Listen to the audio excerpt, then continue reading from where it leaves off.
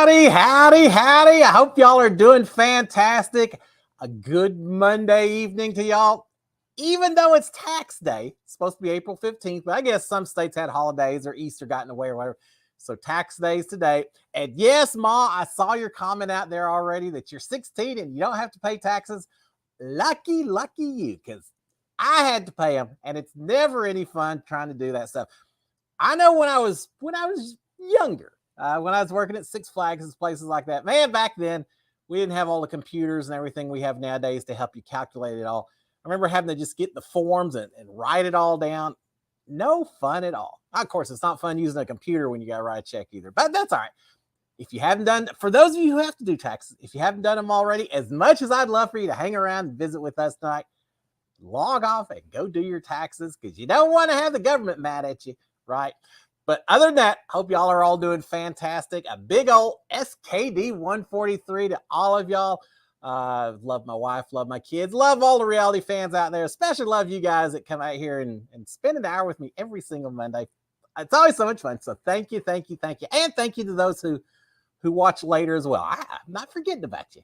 I appreciate all y'all guys. Thank you so much. I do it every Monday, but for those of you who may forget every once in a while, I've said a few times, I'll say it once more. I'll say a few more times.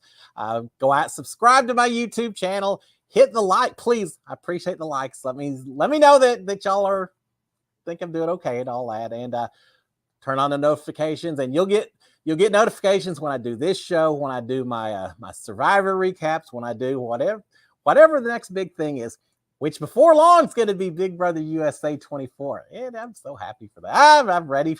I'm ready for the summer to get here and get his little US Big Brother. I'm enjoying the Canadian version, but I'm ready for the US version as well. All right. Before we go further, let me see who all's out here. Ma, yes, welcome, and enjoy not having to do taxes. It won't be long, and then you'll be joining the working crowds and doing them on, just like the rest of us. Anthony Stike, howdy, Anthony. I hope you're doing fantastic. Raining up there. All right, nice and sunny down here in Texas. Welcome to our summertime. We had our week or two of spring. It's gone. Jake, the horror movie geek. Howdy, Jake. How are you? Michelle Moore as well. Do I watch American Idol? I used to watch American Idol, not so much now. I watch The View. That's my big talent show kind of show, is watching The View, more so than American Idol. I'll still tape it and watch every once in a while, but not as dedicated as I used to. What did I say? The Voice. It's what I watch with Blake Shelton and Gwen Stefani on it. Oh, did I say The View? Sorry, guys. Yeah, no, I guess The View's a show on the right. No, I watch watch The Voice. That's pretty funny. Yeah, no, I watch The Voice with Blake Shelton, and there's somebody on there. Usher for a while, and CeeLo, and Gwen Stefani, and all. I like that. Anyway, yeah. So not so much Michelle.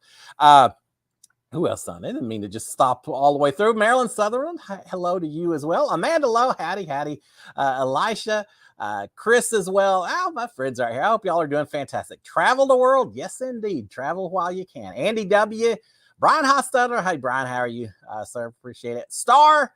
Yeah, we'll talk a little bit about Easter as we go through. And I think I got everyone. I hope y'all are all doing fantastic on this Monday evening. So yeah, we did have Easter, so I'll talk about that in just a second. A little hectic. It always is when you go visit extended family and all of that. But before we do that, as we get a few people straggling in, I thought I'd throw out just a few little things here and there.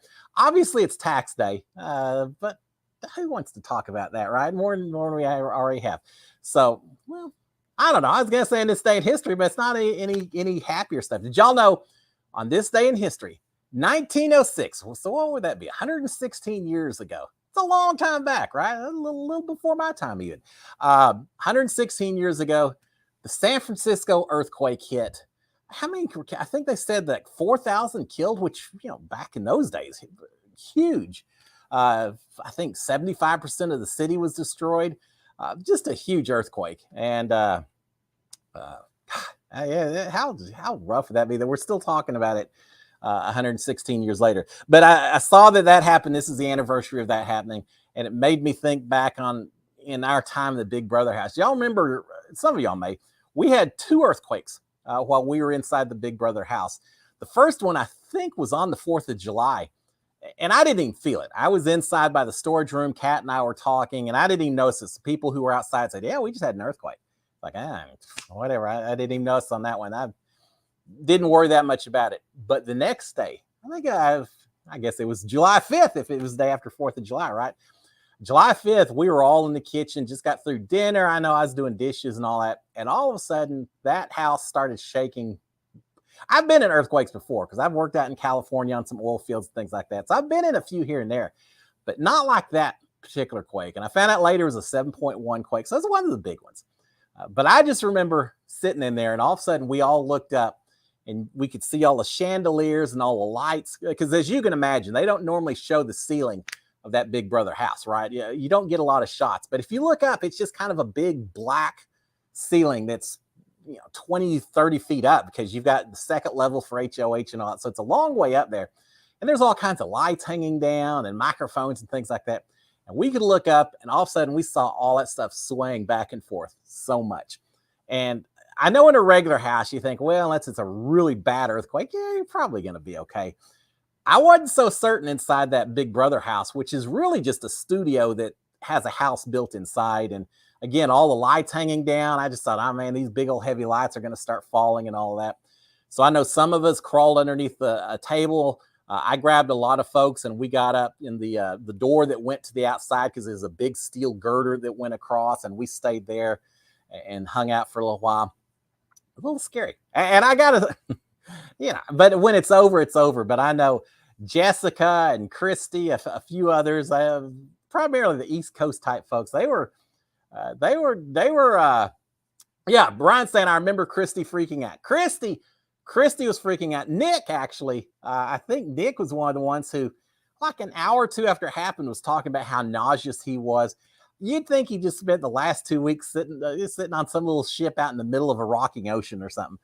They were all going on, and I was like, okay, that was interesting, but it's over. But yeah, it certainly affected some people more so than others. I know I went in the diary room and said, look, you got to tell me, it's like downtown LA on fire or something. And they said, well, Cliff, if it was something horrific, we'd be suspending Big Brother. The fact that Big Brother's still going on should just tell you what you need to know right now.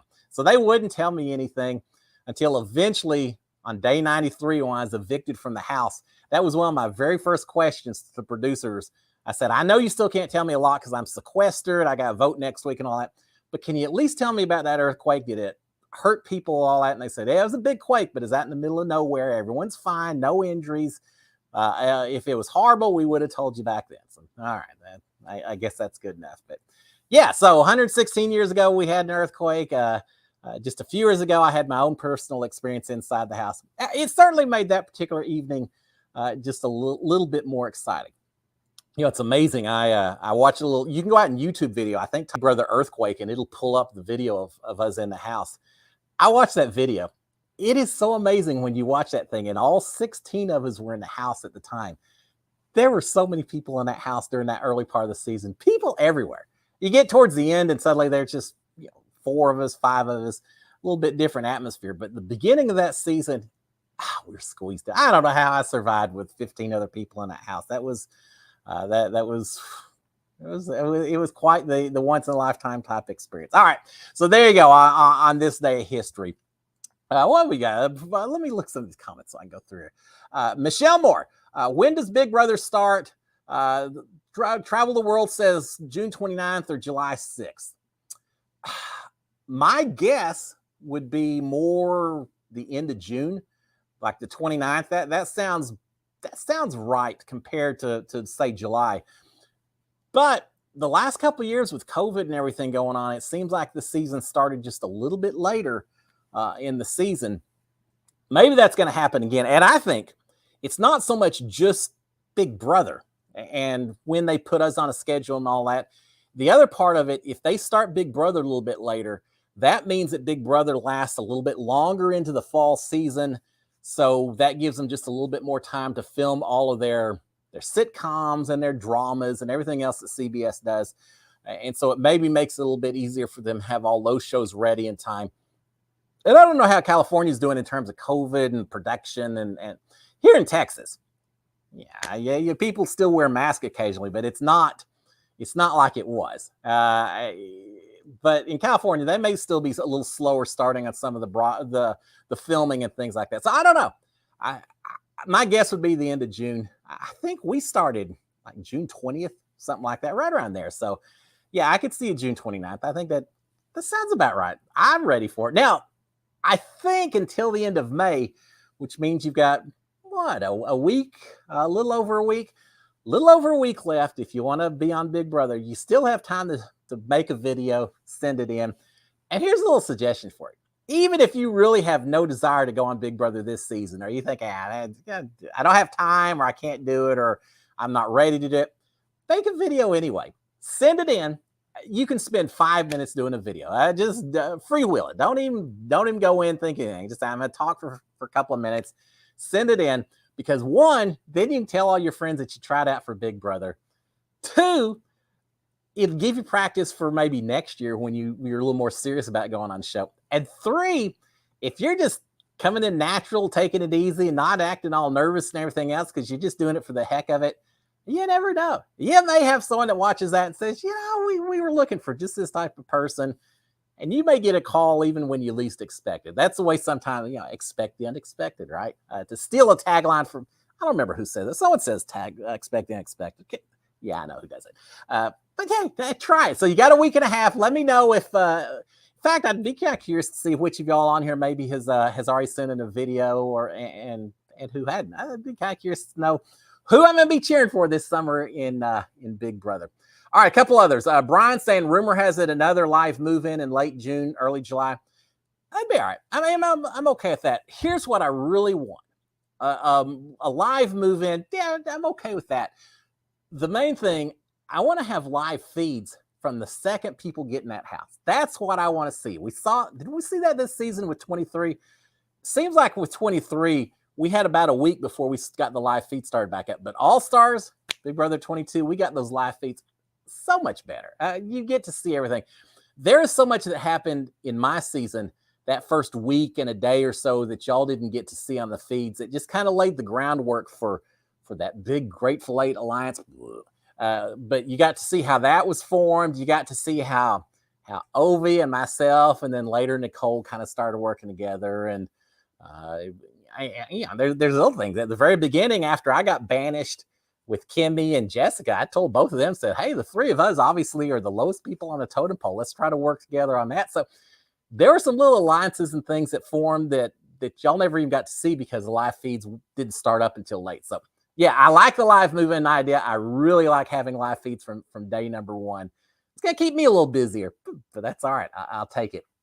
Justin Q saying, they add in another 2 weeks for COVID quarantine. Yeah, I forgot all about COVID. They still do have to do that. And I guess they'll still be testing them and everything else. So yeah, that's probably true because I was sequestered for about a week. It may have been a day short of a week or so, but about a week before we actually went into the house. And yeah, with COVID and all that, I'd make it 10 or 14 days. So, all right, I'll steal the earlier comment and say June 29th because that sounds pretty good to me considering it. Yeah, I forgot about the quarantining itself. What a crazy world we live in. We have to deal with that, right? All right, let's see. Ma saying, explain your background. And Anthony's saying it looks like an amusement park. It feels like it based on what I've been watching. Excuse me. What y'all are seeing back there, maybe the Ferris wheel helps. There's a Ferris wheel. Ferris wheel and this building up. It's Coachella. Coachella 2022. I've never been there. That's over in California, but man, that's all I've been seeing on Instagram is Coachella this, Coachella that. Big, huge music festival that took place last weekend. It's taking place again this next weekend. Who else performing there? I know the headliner for Saturday night was Billie Eilish, and The Weeknd was there. Harry Styles was there. All kinds of performers. Very interesting. I did not go, but again, it seems like all the Megan Thee Stallion was there. We'll talk about that in a second. Seems like every Instagram influencer who's on Instagram is over in Coachella. I know from just the Big Brother crew, Kat Dunn's over there. Sis is over there from my season. I'm surprised Holly in there, and she may show up next weekend. Morgan Willett from Big Brother Over the Top is over there as well, and they're taking all their Instagram influencer pictures and everything else. Huge music festival. More than that, I guess there's a lot of people that just show up to make all their postings and do fashion shots and all that. I saw a hilarious video. There's one little amusement park ride. You sit in those swings and you swing around. I saw a picture of that music of the swing, but then they backed up, and there must have been a dozen people. I think they were all women influencers. Each of them posing, doing different shots with a photographer in front. All of them getting their influencer shots in front of the swing set, and they're all just side by side, just spaced far enough apart you can't see each other. And every single one of them making all their posts for Instagram and Twitter and all that. It's just a weird world that so many people are spending so much time getting all these selfies that they can then post online and sell whatever clothes they're wearing and all that. But anyway, so that's the side of it. But they did have a lot of music, and I found out over the Easter weekend that it's on YouTube. If you do a YouTube search for Coachella 2022, that it's going to be again this weekend. They actually have 3, 4, 5 channels because there's a whole bunch of different stages. You can see over here. There you go. That's one of the big stages, I guess, or one of the stages. So there's a lot of performers that are going on at the same time. So you go to the YouTube channels and watch all the different performances, and you don't have to be out there amongst the hot and sweaty people and the people coughing and who knows what else. You just sit there from the comfort of your own home and watch it this coming up weekend, which we may have done a little bit of it this weekend, and it was a lot of fun. We sat there on Saturday night and we watched Coachella on YouTube, and it was myself, my wife, my mom, my kids, my son-in-law, my daughter-in-law, all sitting around watching Coachella concerts. Who would think Coachella would be a family event? But we watched a lot of the different performances. We watched Danny Elfman. You remember he did Batman. He did the Simpsons theme song, the Nightmare Before Christmas. He was there with a full orchestra doing all his theme song music. It was a lot of fun to watch. It was very interesting. So we enjoyed watching that as a family. Following Danny Elfman was Megan Thee Stallion. A little more awkward to watch in a family type setting. Man, an amazing performer. I'll give her full credit on the music and the dance moves and everything else. Very well choreographed. The wording, you're probably not going to see old Boss Hogg singing along with a lot of Megan Thee Stallion lyrics, because I'd get in 20 different kinds of trouble if I did that. A little explicit at times. Yeah, y'all, I'm sure a lot of y'all listen to Megan Thee Stallion, right?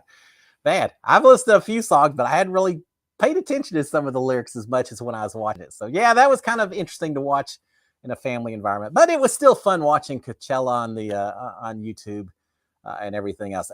It made me think about way back in the day when I was a little bit younger. I've talked on here about concerts before, some of the first concerts I went to. The first really big music festival that I ever went to was back in the 80s. I think it started in the very late 70s. They had a thing here in Texas called the Texas Jam, and they had it at the Cotton Bowl in Dallas, so an outdoor stadium. They would have all kinds of music performances all day long for 2 or 3 days.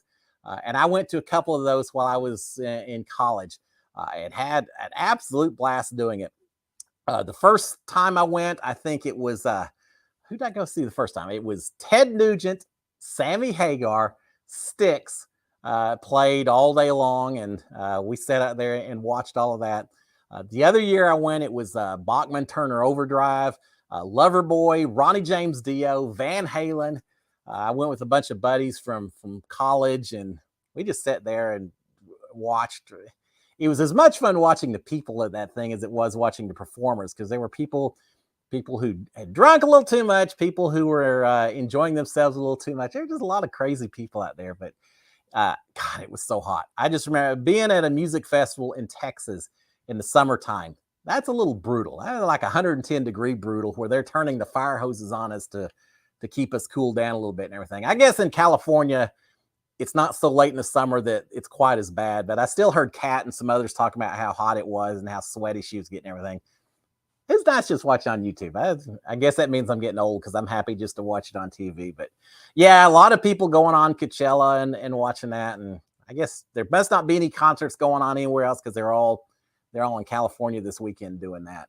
All right. Well, Star, did you have a nice Easter? Yeah, let's talk about that. And Amanda Lowe saying any good Easter pranks this year. All right, so let's talk a little bit about Easter. Yeah, I had a good Easter. A little bit more involved. We had family. I went up to Dallas-Fort Worth area, saw my mom still lives up there, and two of my brothers and their families live up there. But it's just kind of a hectic Easter. We had people in and out of my mom's house the whole time. It was a little tough getting everyone in at the same time because there are people visiting in-laws and just a bunch of stuff going on. But yeah, we did have a good Easter, and we actually did our primary Easter on Saturday instead of Sunday because people traveling and things. It's just easier to do on Saturday night. But yeah, I'll start off with a little bit of the Easter prank I did. I told y'all last week I wanted to buy one of those 100-year-old eggs and try to convince one of my cousins or nieces or nephews to eat it or something. Nah, I didn't have time to do that, and it just got a little too hectic. But what I did do was a lot of fun. I've got a niece who is about 8 years old or so, and 7 or 8 years old, and everyone's in the back dyeing Easter eggs. And you know how you dye eggs, right? You take vinegar, you pour it in a glass, and you put in those little paws, colored tabs or whatever, and it melts or dissolves, and then you put your eggs in there, and the vinegar makes the dye stick to the egg. Y'all know what I'm talking about, right? Well, I got one extra cup that we had, filled it up with water, and put just a drop or two of blue food coloring in there, just so it looked like another egg dyeing cup.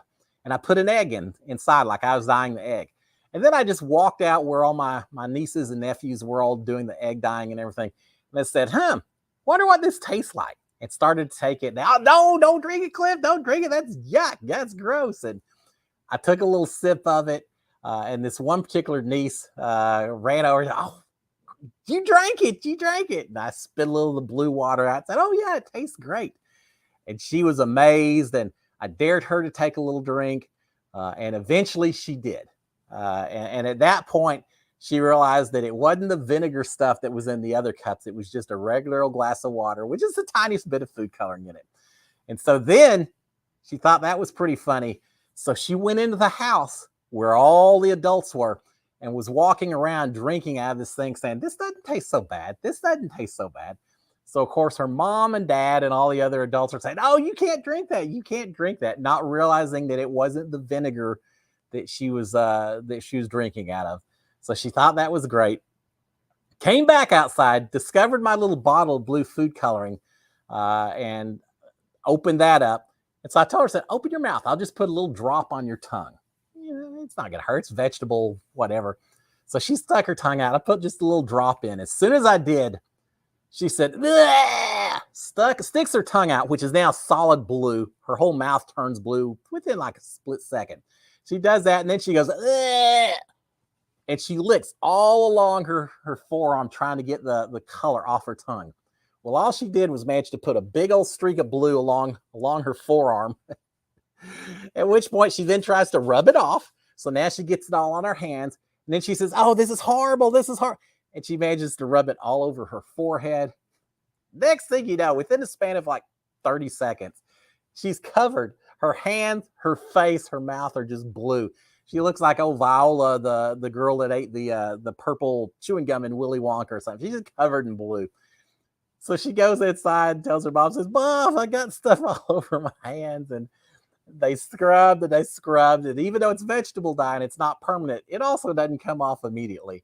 And so she had to have Easter dinner with a little bit of blue food coloring all over her face and everything. And she wasn't real happy about that until I came up to her and said, I got you. Now it's your turn to get someone else. Let's go get one of your cousins.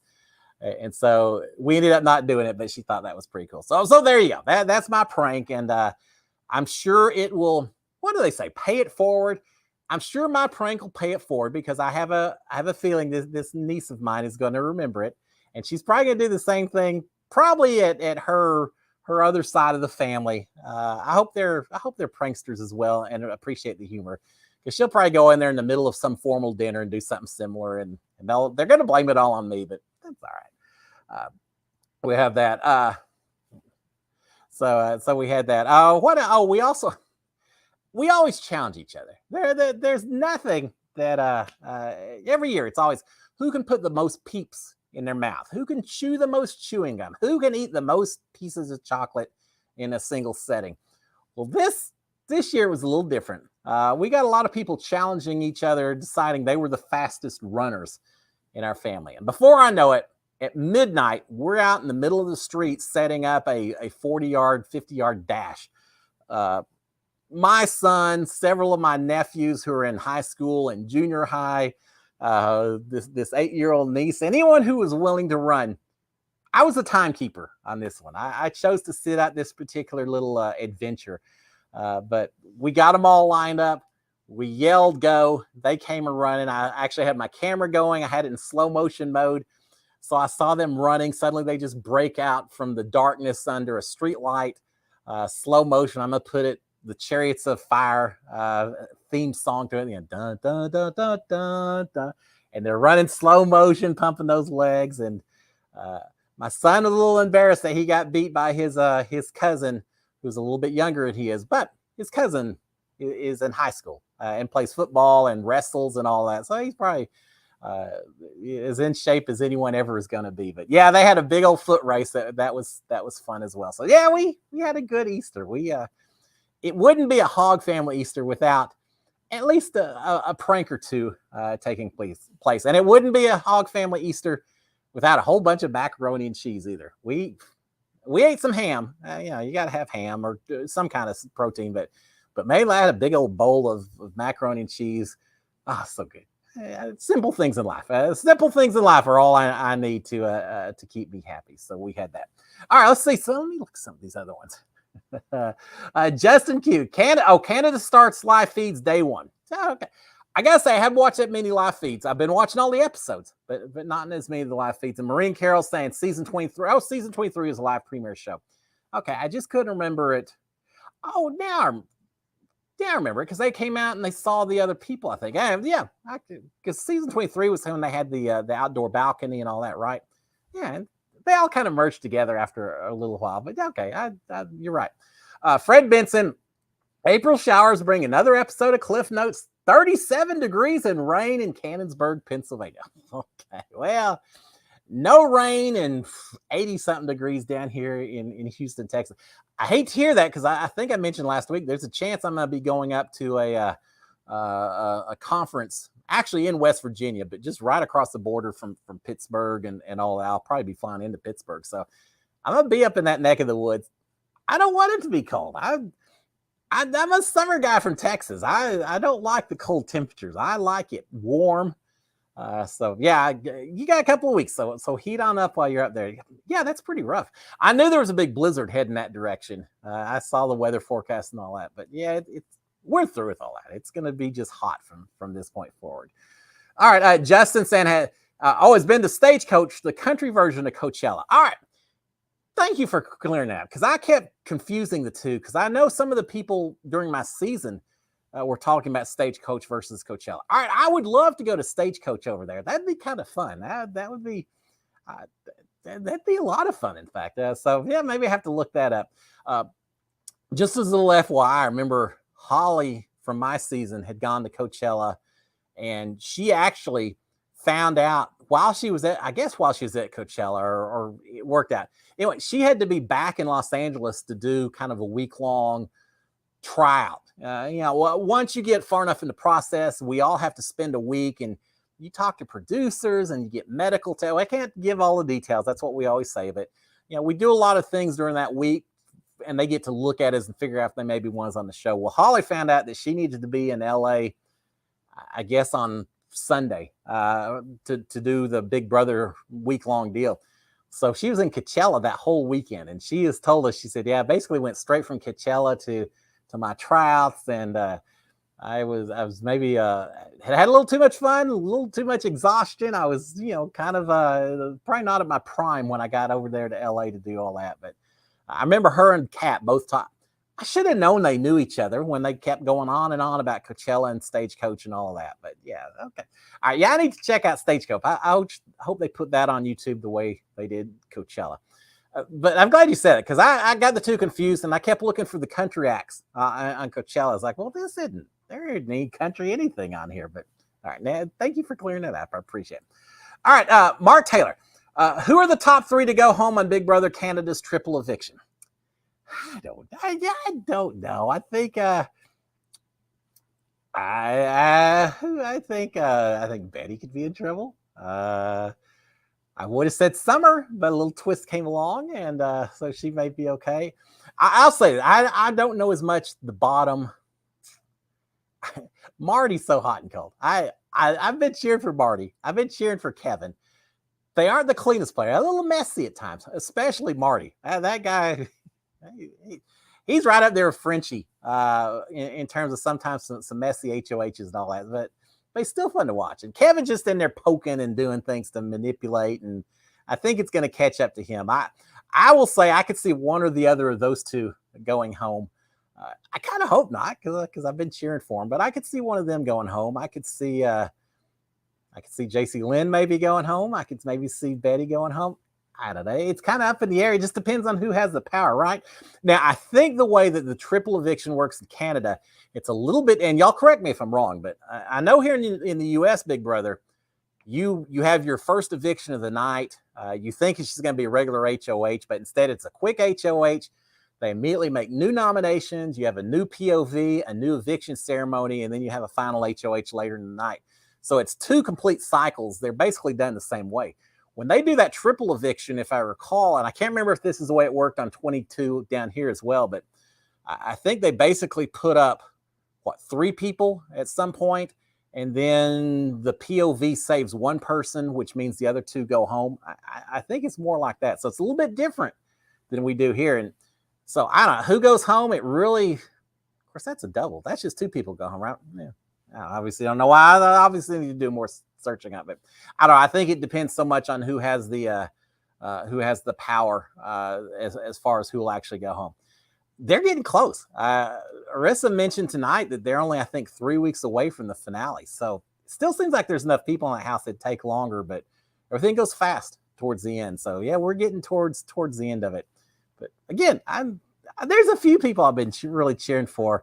And Marty, just because he's the older guy. Yeah, I have a certain connection to him, and then Kevin, just because he just, I don't know, he's just interesting. I don't know. He pushes people.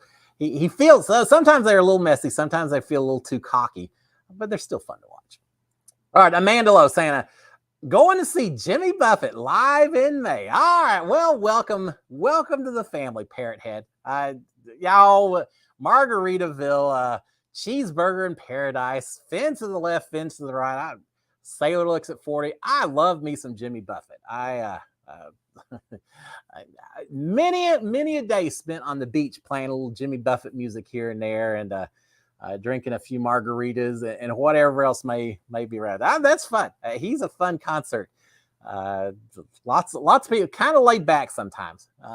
He's that tropical vibe and all of that. But all right, I'm jealous. I'm a little envious of you for that. That's a great concert to go to. It's so fun hearing the different concerts that y'all guys have been to. And XX Typhoid says, I'm late, but I'm here. Well, Typhoid, welcome aboard. Now, it's always fun hearing the different concerts that y'all been to. I've told y'all some of mine, and I know we talked a few weeks back, some of the first concerts that y'all ever been to, but there's so many cool ones out there. We've got, let's see, what else do we have on here? Look at these. Yeah, I like me some Jimmy Buffett. All right, let's see what else. Mark, what do you think of last week's Survivor? Did you pick the wrong person to go home? Well, here's the thing, Mark, and Anthony. I've said before, Anthony always does a pretty good job of analysis on my YouTube channels when I do my Wednesday episode updates and everything. When you have a tribe or different tribes merge, or at least come together, which is what we saw last week, it's so hard to pick who's going to go home because they're playing individually, and you're starting to see relationships develop between people for the first time, right?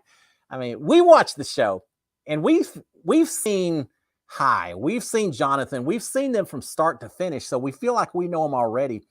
And sometimes it's hard to forget that some other tribe maybe hasn't worked with them. They don't understand the dynamics of the tribe. Are they going to trust the person who says, "Oh yeah, we don't get along with Chanel," or Marianne's the one that we're throwing under the bus? Are you going to believe that, or are you going to think, they're just yanking my chain a little bit? So that episode of the entire season is the one that's always the hardest to predict. And then you have something like the twist we had last week with the hourglass, where everything can flip the opposite direction. And suddenly you've got all these strategies that get thrown out the door because now all the people who thought they were potentially going home, now they're safe. The people who thought they could coast through those couple of days, now they're suddenly up for eviction. Yeah, that's the long answer. The short answer is, I did not pick the correct person that went home. That's not who I thought was going to go home. There were some good plays out there. Even like Omar. Omar's out there. He was safe, but Omar didn't have a vote, and yet he still was able to talk to some people and manipulate the results. And I think he probably saved Marianne and Jonathan from potential eviction because of some of the stuff he did. So yeah, it was fun watching to see. And was it High? I think it was High at one point during the episode last week who said, once we get to tribe merge, this is where you see the true players, the people who continue to excel versus those who maybe kind of fall apart when we get to this level and don't quite persevere. Yeah, I kind of saw that. I saw some people that seemed to take off. As soon as they get in there working with, everyone's talking to everyone, trying to become best buds with someone that you just met 15 minutes ago. But when the season is so quick, you have to do that. And I enjoyed it. It was hard keeping track. And I went in travel saying, man, I don't know what's going to happen at this point. But it was still fun watching to see who really can play that social game, turn on a dime. When we're merging with everyone else, am I going to throw my old tribe mates under the bus and try to develop new relationships? Am I going to stick with my old team and hope that they're willing to stick with me? And let's find some other tribe that's upset enough at someone that they can last a little longer. I don't know. And I got to say, there's some people like Tori, who she was dead in the water. If you hadn't had the merge, she's done. But now there's several people who have whole new life in this game based on what they do over the next few days, next couple of weeks in our time for Survivor. But no, I enjoyed it. Even the twist.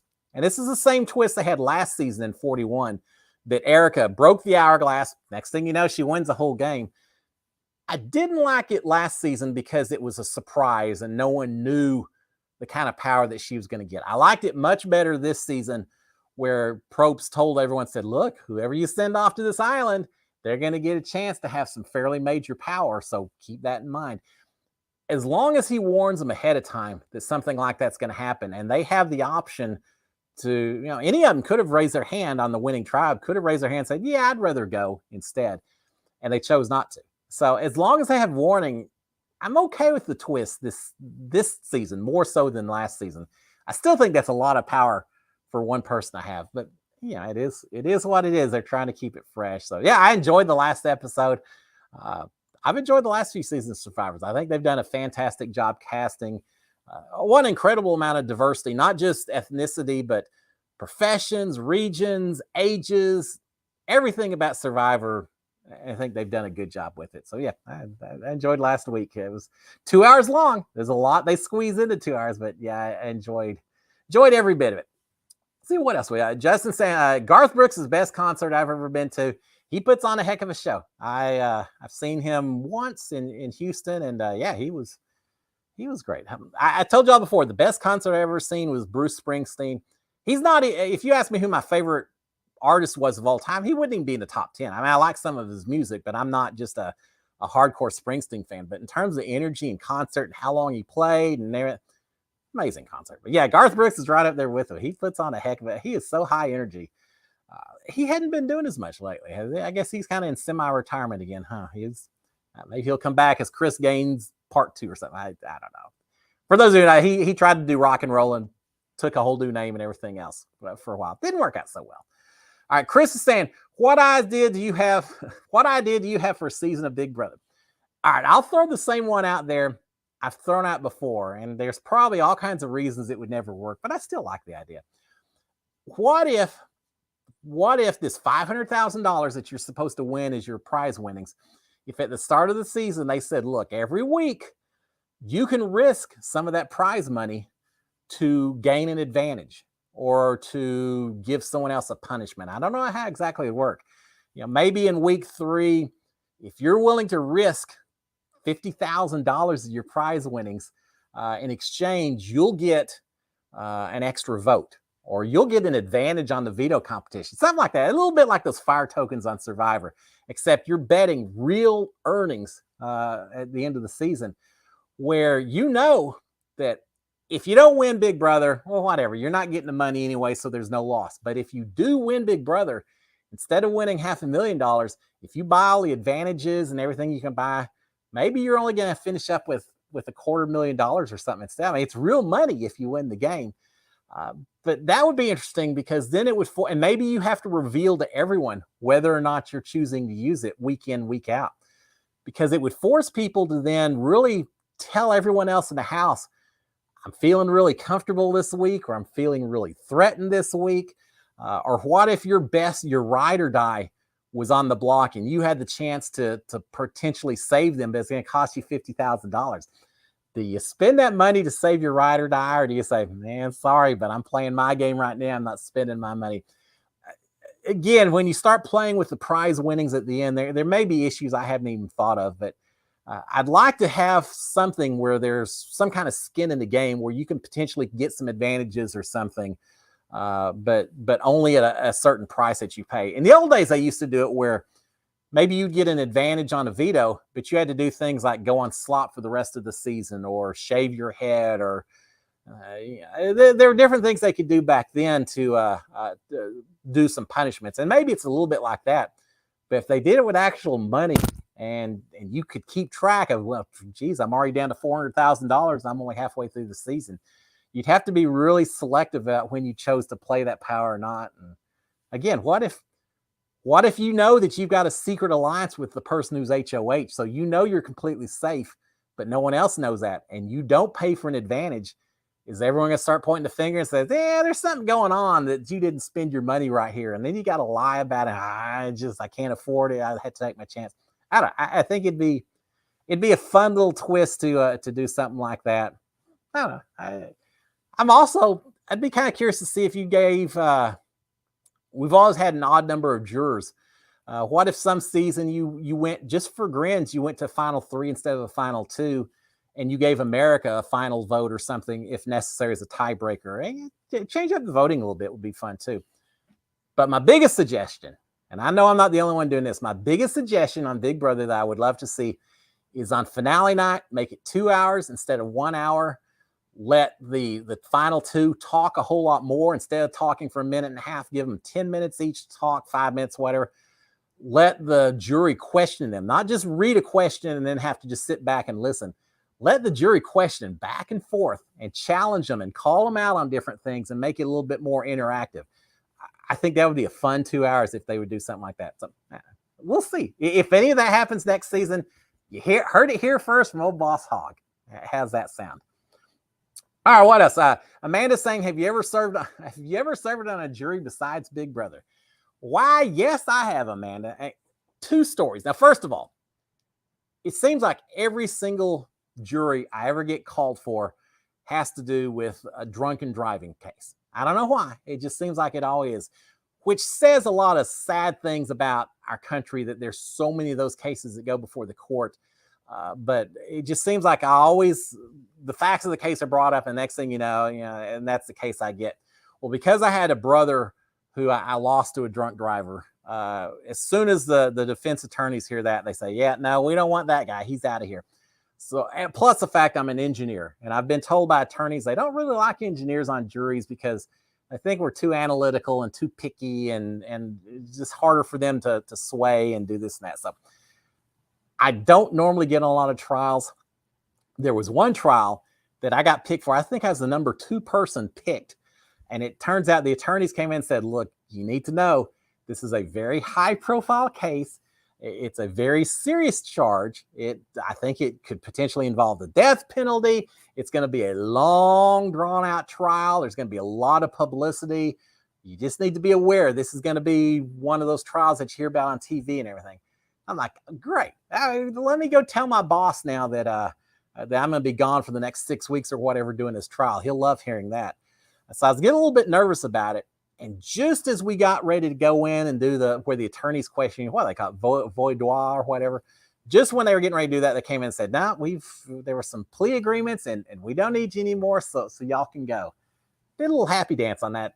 I'll do my duty. I think it's important that you are willing to serve. That's what our Constitution requires. I would have done it, but I was kind of happy I didn't have to. So the short answer to that question is, I've actually, besides Big Brother, I've only served on one jury. And it was a speeding case. It was a woman who was going way too fast on a side road. And yes, we found her guilty. But I will say that I was a little more the voice of reason. And I was the one that argued that her fine shouldn't be quite as much. Everyone else wanted to throw the book at her. I said, speeding is not. Yeah. Anyway, so the penalty, she doesn't know it, but she had to pay a whole lot less because I was on that jury. But we did find her guilty. It's the only other jury I've served on besides Big Brother. So one was a fairly minor speeding case. The other one was to decide who received a freaking $500,000 cash prize. Isn't that something? Of course, $500,000 before you go to taxes. Speaking of tax day and all of that, I have no idea how much the winner who gets $500,000, how much they must pay in taxes. Because not only do they have to pay the federal income tax, but that show takes place in California. So you get to pay state of California income tax as well. And there's nothing cheap about that. Jackson Mickey probably came home with half that, if he's lucky, by the end of it. There's a lot of taxes to be paid. All right, let's see what else we got. Brian saying, don't you already have your mind made up before the final pitches in the jury? I'm sure some people do. I have no doubt. I did not.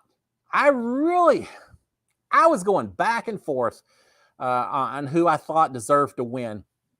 And if y'all remember my season, it really came down to this. I thought Jackson Mickey, from a competition standpoint, had played a better game in terms of winning competitions. From a social game standpoint, I felt like, maybe they both, I thought, played an okay social game. From a social management or jury management, I thought Mickey really screwed up because he gave me a mean goodbye message. And I take that in consideration. I wasn't going to be a bitter jury, but I thought if these are the kind of goodbye messages you're giving to people as they walk out the door, you don't have a whole lot of respect for the jurors. And that ought to be taken into consideration. So, no, I actually spent the 6 days or so I was in sequester bouncing back and forth on who I was going to vote for. And I got to say as well, there was the personal feelings about who I kind of wanted to see win or who I didn't want to see win, balancing that against who I thought perhaps deserved the win better. And those two weren't necessarily the same answer. So, yeah, I'm sure there are people who know well beforehand who they're going to vote for. But I didn't know until I listened to the questions that were asked and I asked my question and all of that. And really, I got to say, even as I was walking up to cast my vote, I was kind of forced to make the decision because, it's live TV, but I still wasn't 100%. I was, it's kind of like the final five when we were trying to decide whether to send Holly or Tommy home. It wasn't a foregone conclusion until that very last second. Even then I wasn't 100%. It's just, you have to make a decision eventually. I felt the same way about voting. So yes, sometimes those pitches and campaigns really do have something to be said or have an effect. And especially if you get more conversations, then I think it would have an even bigger effect. It actually would matter what they said more so than I think it does right now. I think, personal opinion. All right, what else do we have on here? Kiki saying, so what was the big case? I don't know, because they wouldn't tell us. And I looked through all the newspapers when I got done to see, what big cases were taking place here in Houston around that time. Never knew. There are a couple of murder cases, but they didn't strike me as, isn't that sad? There's a couple of them that seem like basic old murder cases. But I don't know. Maybe one of them involved the mob and they're going to have to sequester. Hey, was sequestered as I would say, yeah, been there, done that. Yeah, I know how this works. As I don't know, maybe there was some organized crime, or I don't know. They didn't tell us, and I never was able to figure it out. I'd love to know, just to see if they eventually did have a trial and how long it lasted. But yeah, I never found out. Mark's saying, how much does the winner get in BB Canada? They only get $100,000. As much as I complained about the fact that BB USA only gets $500,000 versus Survivor getting $1 million, to be playing Big Brother Canada and only get $100,000, and they're in the house for 70-something days, it's a long time to be in the house for $100,000. Now, I know they get some extra things. They get, is it Winners, whatever the clothing store is up there, they get some stuff from them, and they get a trip from Expedia. They've got a lot of sponsors. I'd be demanding Wendy's for life if I'm Big Brother Canada. I saw them get Wendy's tonight and had poutine. Makes me want to go back up to Canada just to try some more of that. We don't have poutine down here in Texas, but looked pretty good when I saw it on the Wendy's guide. But now they don't get nearly as much as we do. And looking at the scene, I guess they spend all the money, prize money, making the set, making the Big Brother house look as amazing as they do, because it looks fantastic.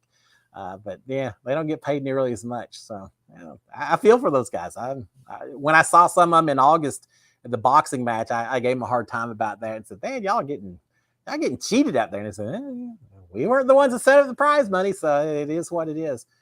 The reality is a lot of people playing Big Brother would play it. I would have played, if they said it's $100,000 winner, I still would have played it, just because it's the joy of playing the game. It would, the risk reward. I went in playing saying, all right, it's, I'm going to lose my job and all that, but I may win $500,000. So it kind of balances out.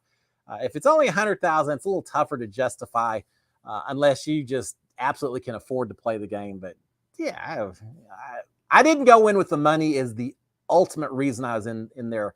It was just to play the game and see how I did. But certainly I was thinking about that $500,000, especially I don't know if I've told y'all before, when there were 4 or 5 of us in the house, maybe 6 of us, right towards the very end of the season. I got up one morning. I was in the shower, just like I always do in the morning. And all of a sudden, over the loudspeakers, we hear a voice. And we very rarely hear voices talking to us over the loudspeaker, other than what y'all hear, come to the diary room, things like that. But all of a sudden, we hear this voice saying, house guest, in 2 weeks, 3 weeks, whatever it was, one of you is going to win $500,000. Good luck, house guest. You're talking about putting a little pressure on us to hear that stated out there so explicitly and everything. Look around at everyone else saying, all right, one of us is going to do pretty well. Yeah, it wasn't the right one of us that I was hoping for, but it still really hit home that someone was getting ready to win a lot of money playing that game. Such a weird experience. So incredible. All right. Wow, 7:55. It's been a quick one tonight. It's interesting when I do this right after watching Big Brother Canada, which I did tonight, because I feel like I come in at the very start of the episode and I'm already kind of ramped up and pumped up, a little adrenaline, just because I'm watching all the backstabbing and the arguing and the pressure and the stress and everything from Big Brother Canada. And then I jump into the show and just talk along. Misfire saying, when the feeds go off, what do you do until finale day? Well, inside the house, I don't know, because I was already booted out of the house. I don't really, I don't know how it works. I think it's the same way. I mean, if I recall, and I hope I'm answering the right question, I understand correctly. If I recall, the feeds didn't turn off until 24 hours or so before finale, something like that. Maybe 36 hours. There's a day or two. My guess, and I'm just guessing, but I'm sure there's a little bit of housekeeping about, all right, house guests, you're going to need to pack all your bags and be ready when we have the finale, because when the finale was over, no one got to go back into the house. I was kind of hoping that after it was all over, they'd say, all right, y'all come in and get you one last tour of the house. Nah, they wouldn't let any of us in. Nicole, who got booted last juror, she couldn't go back in. Holly and Nikki, when they walk out after he'd won the money, they didn't go back in either. As soon as you walk out the door, that's it. You don't get to come back in. So I have a feeling there was a little bit of housekeeping about, get your stuff ready, and this is how the live show is going to work. We're going to need you here. I assume there's some stuff like that, but I don't know, because unfortunately I was already out of the house when that happened. Now, if you're asking about specifically me getting booted once the live feeds are off, I spent a week in sequestered, just doing nothing but thinking about who I was going to vote for and watching a bunch of movies on a little DVD player that they gave me, and wishing that I had a phone so I could call my wife and kids and things like that. It was a long week. Once I was booted, I was kind of ready to make my vote and get the heck out of there, but I had to wait. And then they showed me the video of Nicole not winning the final competition and knowing that Mickey and Holly were going to take each other. And so I saw that video just a day or two before the finale and knew Nicole wasn't going to make final two. And then I really was ready to get out of there. That was my last great hope, was that she was going to make it. After that, it's just, all right, vote, send me home. Let's get this thing over with. All right, 7:58. Michelle saying, do they inform you when the feeds are off while in the house? No, you don't. No, they don't. They don't tell us anything. The only time while we were in the house, we knew the feeds weren't on when we first got in the house. And we were warned, some along the lines of, all right, house guests, tomorrow live feed starts, so please be on your best behavior. Don't be, and they're not talking about cursing and all, because they don't care about that, but more so, don't be singing songs, don't be talking about people who haven't signed releases, things like that, the stuff that we always get in trouble for. So they told us that when the feeds were going to come on to start the season. But while we were in the house, the only time that we knew that the live feeds weren't on was in the morning when they would wake us up, because they'd play music. And so while they're playing music, we knew the feeds had turned off. And so they'd normally play 3 songs. So what's that work out? About 10 minutes or so, you hear the music, all of us jump up, and you'd hear a lot of, house guests, please change out the batteries on your mics and things like that. And so we knew the feeds weren't on there, but once the music ended, that's it. The only other time that we knew music wasn't, or that we knew that the feeds weren't on, was once or twice, and it wasn't very often, but once or twice, like when we're getting ready for one of the challenges, and we'd hear house guests, please line up back here. We're getting ready to go outside for the challenge. And so we get some over the speaker instructions from the producers, things like that. So we knew that was probably not on live feeds, but beyond that, you never knew when they were on or when they were. I told everyone else in the house, you need to always assume they're turned on. If you start assuming otherwise, you're going to get burned, because you're going to say something stupid or flash someone or do some things that you don't want to be doing. So assume that they're always on. Some people follow that more so than others during my season. All right, guys, 7:59. We're going to go ahead and shut it down. I'm so glad y'all are out here hanging with me. Appreciate it. So we'll go ahead and shut it down. As I mentioned, just very briefly, I do the Survivor recap right now. So before next Monday, I'll actually do a recap of the episode Wednesday night, Thursday morning, one or the other. I'll post it. So if you haven't done so already, please subscribe to my channel, turn on notifications, and as soon as I drop that Survivor recap, you can check it out. Normally it's about 15, 20 minutes long. Now, the 2 hour, a little bit longer, but I do a quick little recap of the show. So if you would subscribe, give me a thumbs up, please. I always appreciate that. And turn on your notifications. And the other request I got for you, if there's other shows that you'd like for me to cover, let me know. Let me know either over here on the chat or just send me a DM or something, because I'm looking for new shows to cover as well. And so let me know what ones y'all think would be fun for me to do little recaps on. But until then, guys, y'all have a fantastic week. I hope y'all all did your taxes that need to be doing your taxes. If not, you got just a few more hours. But y'all have a fantastic week. Enjoy this next week. Whether it's 37 degrees up in Pennsylvania or 80 degrees down here in Houston, y'all have fun this week. And I will be back next Monday. Until then, SKD 143. Love my wife, love my kids. I love all of y'all out here. Thank you so much for another hour just chatting away. I appreciate it, guys. As always, y'all have a great one. Cheers, my friends. Bye.